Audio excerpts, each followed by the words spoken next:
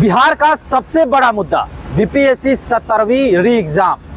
देखिए, री एग्जाम मुद्दे को लेकर लगातार बीपीएससी के जो अभ्यर्थी हैं 2 महीने से आंदोलन कर रहे हैं। लगातार सरकार से यह मांग कर रहे हैं, शासन प्रशासन से यह मांग कर रहे हैं कि री एग्जाम करवा दिया जाए। देखिए, हाईकोर्ट में मामला फंसा हुआ है, हाईकोर्ट के फैसले का सभी को इंतजार है, लेकिन एक बार फिर से आंदोलन जो है वह एक नया रूप लेते हुए दिख रहा है। देखिए, आज की बात अगर हम करें तो आज पटना के गर्दनीबाग धरना स्थल पर कई गुरु पहुंचे थे, जिन्हें ब्रह्मांड गुरु भी कहा जाता है, ग्लोबल गुरु भी कहा जाता है। ये तमाम गुरु जो हैं वो अभ्यर्थियों को संबोधित करते हुए नजर आए। देखिए, अब एक बात देखने को मिली कि इसमें बीपीएससी अभ्यर्थियों की कितनी सहभागिता थी।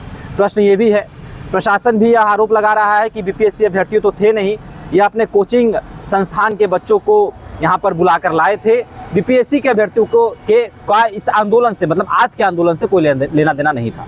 देखिए, तमाम सवाल तो उठ ही रहे हैं, लेकिन एक ही प्रश्न कर रहे हैं कि री एग्जाम होगा या नहीं होगा। बीपीएससी आंदोलन जो है तमाम आरोपों से भी घिरा रहा। जहाँ पर आरोप लगे कि कई राजनीतिक पार्टियों ने इस आंदोलन को हाईजैक कर लिया, तो वहीं पर कई शिक्षकों पर भी आरोप लगा कि वह अपना बस चेहरा चमकाने के बहाने जो है इस आंदोलन में कूदते नजर आए। लेकिन फैसला क्या आया? फैसला कुछ नहीं आया, नगण्य आया। देखिए, तमाम बात करने के लिए मेरे साथ वरिष्ठ पत्रकार आदेश पुरी जी हैं। बीपीएससी मुद्दे को लेकर पहले दिन से जो है आवाज़ उठा रहे हैं, बच्चों के आवाज़ को वीडियो के माध्यम से रख रहे हैं, खबर के माध्यम से रख रहे हैं और काफ़ी अच्छे ढंग से कवर कर रहे हैं। आदेश जी, कैसे देखते हैं बीपीएससी आंदोलन को? आपने शुरुआती दिनों से इस आंदोलन को बड़ी गहराइयों से देखा है, आज के दिन में आंदोलन कहाँ पर है? देखिए, ये आपका जो आपने कहा कि प्रशासन के द्वारा कहा गया कि ये कोचिंग संस्थान का ये आंदोलन है, मैं इससे सहमत नहीं हूँ। देखिए, इसमें बड़ी संख्या में छात्र आए हुए हैं और आंदोलन कई स्वरूप लिया। ये आंदोलन देखेंगे तो 29 दिसंबर तक कुछ और था, उसके बाद कुछ और हुआ, 30 जनवरी के बाद कुछ और था, अब कुछ और हुआ।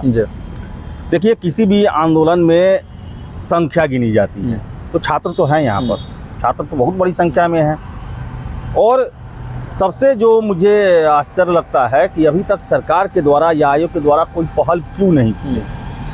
अब तक तो पहल की जानी चाहिए, कम से कम अभी भी बुला के बात किया जाना चाहिए कि आखिर क्या समस्या है, अपना पक्ष भी उन्हें रखना चाहिए। और देखिए कि पटना हाई कोर्ट में भी सुनवाई आज होने वाली है, हो सकता है कि जब तक हम लोग वीडियो डालें तब तक सुनवाई हो भी जाए। लेकिन बताएं आपको हम कि कुल मिलाकर जो है ये नए स्वरूप में आया है और 2 प्रभावशाली शिक्षक जो हैं वो आए हैं और उनका असर जो है गर्दनीबाग में देखने को मिल रहा है। अब देखिए, अब सड़क पर संघर्ष करने के बाद सरकार मानती है कि नहीं मानती है, लेकिन सड़क पर जो आंदोलन है बड़ा प्रभावकारी होता है। और प्रशासन के द्वारा लगातार ये कहने की कोशिश की जा रही है कि देखिए, ये बीपीएससी अभ्यर्थियों का आंदोलन नहीं है। इससे मैं सहमत नहीं हूँ। ये शिक्षक जो है बीपीएससी का पढ़ाते हैं, छात्र जो है बड़ी संख्या में वहाँ पर, जो जिन्हें मैं पहले से भी देख रहा हूँ, वो लोग भी मौजूद हैं। हाँ, नए छात्र आए हैं और उनका कहना है कि हम भी कैंडिडेट हैं और हमारे सीनियर के साथ अगर ये होगा तो आज उनका हम साथ नहीं देंगे तो कल को हमारा कौन साथ देगा। तो ये अच्छा लगा सुन के, और यही जो है इस आंदोलन की खूबसूरती भी है। इस सवाल ये है कि कुछ दिनों तक आंदोलन एकदम शांत हो जाता है, फिर से आज जो है आंदोलन जो है उग्र हो गया है। तो सवाल अभ्यर्थी ये भी पूछ रहे हैं कि जो भी गुरु आते हैं वो अभ्यर्थियों के साथ बैठ क्यों नहीं रहे हैं?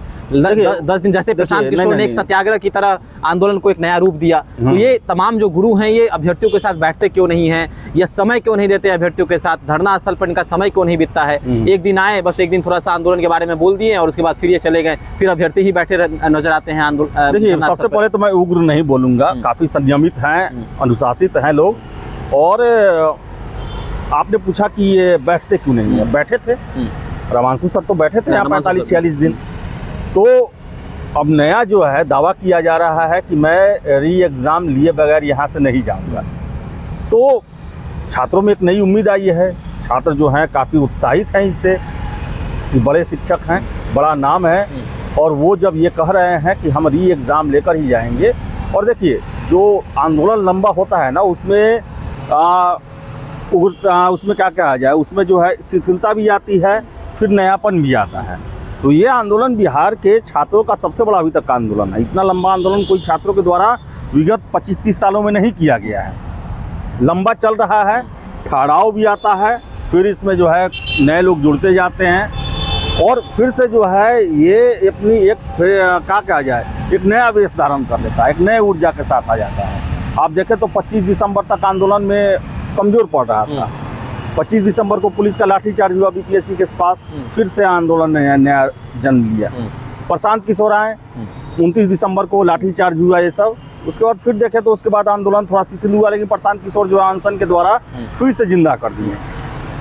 उसके बाद बता दें आपको हम कि 30 जनवरी को एक और पड़ाव आया, जब छात्र जुलूस के रूप में जो है आयोग पहुंच रहे थे तो रास्ते में रोक दिया गया, वहाँ पर भी आया। उसके बाद से फिर शिथिल हो गया और फिर जो ये गुरु लोग आए हैं तो प्रभाव तो डालेगा, इतना आप मान के चलें। अब यही है कि अड़ियलपन रवैया अपनाया गया है आयोग के द्वारा, सरकार के द्वारा, उसमें हम शिथिलता नहीं देख रहे हैं, उसमें कोई परिवर्तन अभी तक नहीं देख रहे हैं। क्योंकि जदयू के प्रवक्ताओं की अगर आप बात सुनेंगे तो उनका सीधे सीधी जो है वो विरोध कर रहे हैं इसका, वो जो है चैलेंज कर रहे हैं। कहने का मतलब है कि हम जो हैं अपने स्टैंड पर हैं, हम उससे टस से मस होने नहीं जा रहे हैं। लेकिन आंदोलन में बहुत ज़्यादा शक्ति होता है, जन आंदोलन जो है वो लोकतंत्र का एक बहुत बड़ा हिस्सा होता है। और ये छात्र अगर टिके रह गए, जितनी बड़ी संख्या में आ जाए हैं, अगर ये 2, 3, 4, 5 दिनों तक टिके रह गए तो परिणाम कुछ अलग हो सकता है। लेकिन अब प्रशासन का दावा है कि ये कोचिंग संस्थान का इवेंट है, वो इवेंट नहीं होना चाहिए।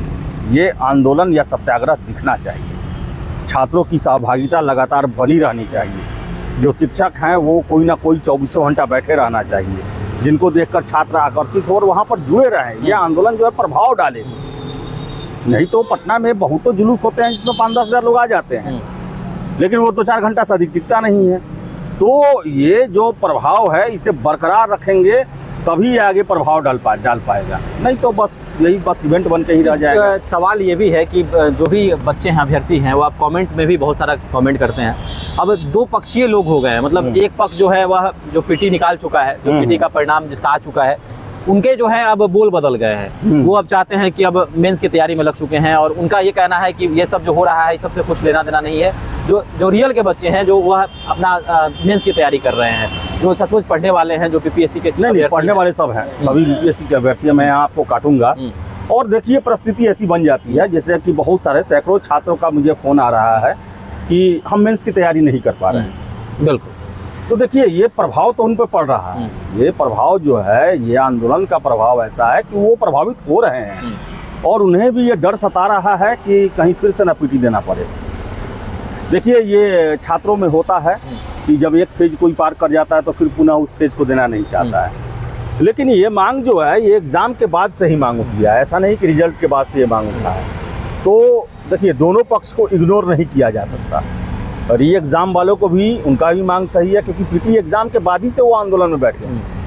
और जो उनका रिजल्ट हो गया उनके भी हम भावनाओं को इस तरह साइड नहीं कर सकते हैं, क्योंकि वो भी एग्ज़ाम दिए हैं, वो भी कट ऑफ पार किए हैं, वो पास किए हैं, आयोग ने उन्हें पास घोषित किया है, इसलिए वो मेंस की तैयारी कर रहे हैं। तो देखिए दोनों पक्षों का जो है अपना अपना तर्क है और अपने अपने जगह पर दोनों पक्ष जो है, चाहे री एग्ज़ाम वाले चाहे पीटी क्वालिफाई वाले, दोनों अपने अपने जगह पर सही हैं। अपना जो भी उनका बयान है अपने जगह पर एकदम सटीक है। लेकिन यहाँ पर मामला फंस रहा है आयोग सरकार का। आयोग सरकार चुप्पी साधे हुए है और ये ही छात्रों को परेशान कर रहा है। अब देखिए गुरुदेव जो आए हैं, छात्रों का यही दलील है ना कि इनकी सरकार से बहुत नज़दीकियाँ हैं। हो सकता है कि कहीं इनको भीतर से इनपुट मिला हो कि री एग्ज़ाम हो जाएगा। लेकिन आपको बता दें हम कि जो सरकार के बयान आ रहे हैं और ये 7-8 दिनों से बयान दिए जा रहे हैं कि री एग्ज़ाम होगा ही होगा, अगर कुछ होने वाला रहता तो अभी तक हो चुका रहता। सरकार और आयोग की तरफ से अगर पहल होने वाला होता तो अब तक कुछ हो गया रहता। देखिए मुझे भी लगता है और वहाँ पर टीचर लोग भी बोल रहे हैं, जो मंच पर जो गुरुदेव लोग बैठे हैं वो लोग भी बोल रहे हैं कि न्यायालय से हमारी जीत होगी। उन्हें भी ले देकर न्यायालय पर ही भरोसा है। हाँ उनका है कि हम अपना छात्र का प्रदर्शन जो है विरोध दर्ज कराना चाहते हैं, सत्याग्रह पर बैठे हुए हैं, ये अलग है, अपना रणनीति है। लेकिन न्यायालय से ही जीत मिलने वाली है, न्यायालय से ही कुछ होगा। तो इंतज़ार करें हम लोग कुछ देर। हो सकता है कि पटना हाई कोर्ट के द्वारा कोई ऐतिहासिक जजमेंट दिया जाए इसको लेकर। और एक ही अपील है कि सभी लोग आप लोग सही हैं, जो री एग्ज़ाम चाहने वाले वो लोग भी अपने जगह पर एकदम सही हैं, जो पीटी पास कर चुके हैं उनके भी तर्क अपनी जगह सही हैं। आप दोनों के साथ जो है कोई आप लोग द्वंद्व ना पाले। ये आपके करने या ना करने से कुछ नहीं हुआ है, ये सब कुछ आयोग के द्वारा हुआ है। आयोग ने रिजल्ट दिया है तो आप पीटी पास किए हैं, आयोग ने उनकी बातों को नहीं माना तभी वो री एग्ज़ाम के लिए हैं। तो छात्र जो हैं अपने बीच में द्वंद्व ना पालें, सबका अपना कर्तव्य है। ये री एग्ज़ाम चाहते हैं, ये अपना कर्तव्य कर रहे हैं। आप पीटी पास हैं, आप मेंस की तैयारी करके अपना कर्तव्य करें, अपने कर्तव्यों का निर्वहन करें और देखें न्यायालय क्या निर्णय लेता है। चलिए, तो छात्र जो हैं, अभ्यर्थी जो हैं, वो अपने मन में द्वंद्व ना पाले। एक पक्ष जो है जैसा कि चर्चा हो रही है कि द्विपक्षीय लोग हो गए हैं, दो बातें चल रही हैं अभ्यर्थियों के बीच में। एक पक्ष कह रहा है कि हमने प्री तो निकाल लिया है, अब मेंस की तैयारियों में लग जाना है, मेंस की परीक्षा का तैयारी करना है। लेकिन एक पक्ष कह रहा है वहीं कि री एग्ज़ाम हो। जिन बच्चों का फॉर्म भी नहीं फिलअप हुआ, जो 90,000 छात्रों की बात की जा रही है कि इन अभ्यर्थियों ने जो है फॉर्म नहीं डाला है, उन बच्चों का भी जो है दलील कुछ और है। सर, तो आपको क्या लगता है री एग्ज़ाम को लेकर हाई कोर्ट से आज फैसला भी आने वाला है? देखने वाली बात होगी क्या कुछ फैसला होता है। धन्यवाद।